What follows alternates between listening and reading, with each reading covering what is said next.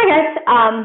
So I am going to spend some time going over the concepts that you absolutely have to have down by the time we start our new unit, which is stoichiometry. So today we're going to be reviewing molar mass and formula mass. What I'm doing today is not going in your notebook. We will continue in your notebook when we start that stoichiometry unit. But while we're doing the review, what I have done here is I've actually taken just a copy paper, piece of like computer paper, printer paper, and I've folded it in half. And we're going to do one thing today, molar mass, formula mass, that I'm going to put on the left side. And then one thing tomorrow, which is going to be those mole conversions, and that's going to be on the right side. And the reason why I'm doing this on a separate piece of paper is because this can be a reference to you as we are moving through that stoichiometry unit. You can look back and be like, okay, these are good solid reference notes on doing molar mass, formula mass. These are good solid reference notes on doing one-step, two-step mole conversions. Okay, because it is going to be critical that you guys can do both of those things as your beginning steps of stoichiometry. So really take advantage of this as being a good solid review for you, and then we will move on from there. Okay, so molar mass, formula mass, on your half sheet of paper. I'm going to go through this and show you exactly what I'd like for you to write down. It's a good reference to you as we move forward. And at the very top, I wrote molar mass / formula mass. I wrote it in blue on purpose. You don't have to write it in blue if you don't want to, but I'm going to continue to use the same like colors for different units as we go through stoichiometry, which can be helpful to keep it all consistent for you. But just not something you have to write down, but remember the difference between these terms, because some of you guys would ask me questions about it as we were moving through our old unit. And remember that molar mass, this means the mass of 1 mole of a substance. When I'm talking about the molar mass of anything, I'm saying how much is a mole of that substance weigh. Then some of you guys were confused by the term formula mass. So remember that formula mass is essentially the same thing.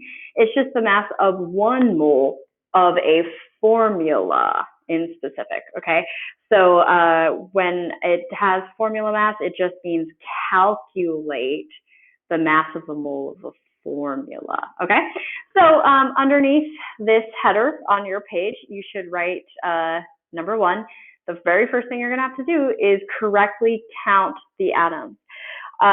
So we were working with this for a while with your mole conversions, with balancing chemical reactions, so it should be something you're comfortable with. But if you're not, definitely make sure you're paying attention to this quick review. In this formula, which is the formula for calcium phosphate, the formula is telling me with this little number 3 that I have 3 calcium ions present in this formula. So 3 calcium. And this number 2 on the outside is telling me that I have 2 phosphate ions in this compound. Okay, just as a review, remember that phosphate is a polyatomic ion.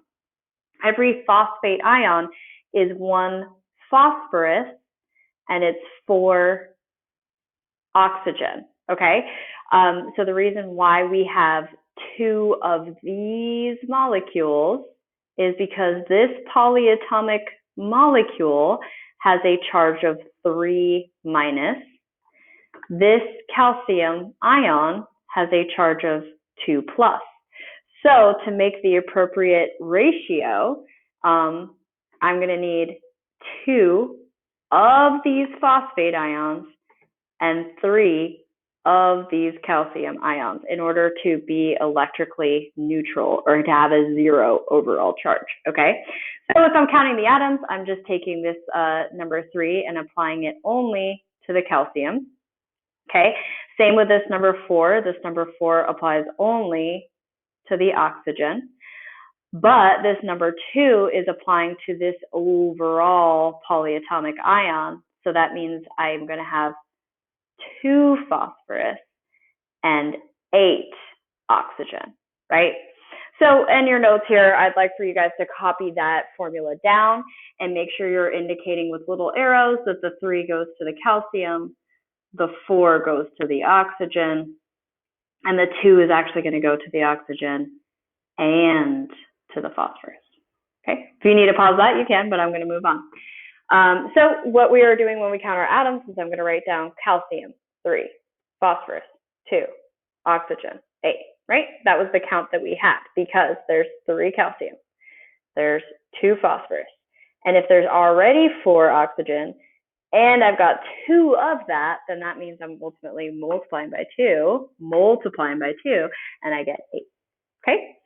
So in order to calculate the formula mass, I need to know the masses of these independent elements. So you're just going to look at the periodic table. That's where you find those masses. And I'm going to multiply them each by their respective masses on the periodic table. So calcium, 40.08. Phosphorus, 30.97. Oxygen, 16. So yeah, you're going to go ahead and multiply those with a calculator. Super easy to do. Just write down the answers that you get. And that's how much each of those individual atom types are contributing to the overall mass, right? So I would add these numbers all together. And grams per mole, okay? So I want you guys to be writing this again as grams per mole. And I'm going to have you guys copy into your notes a little bit more about that. Okay, so in your next slide, just say underneath that, what you're going to be doing is you're going to multiply by molar mass, and then you're going to add it all together. Okay, when you do that, you can write this 2 ways. You can write that it is 310.18 grams per 1 mole of calcium phosphate, because we calculated the molar mass, or in other words, 1 mole of calcium phosphate weighs 310.18 grams. Or another way you could write it, which would be absolutely equal, the same exact thing, would be 1 mole of calcium phosphate weighs 310.18 grams. Okay, so you can tell that I'm having you guys write it this way. Probably you can already foresee, because we're going to be doing mole conversions again, and they're big in stoichiometry. So it's important that you guys are recognizing that when you're doing molar mass, you're really figuring out how many grams per 1 mole of that substance you have, or in 1 mole of the substance, how many grams that will weigh. Okay. So I want you guys to go ahead and get to your practice. There'll be more instructions on Google Classroom about how exactly I'd like for you to do that, but I do have a couple of practice problems for you that I would like for you to complete.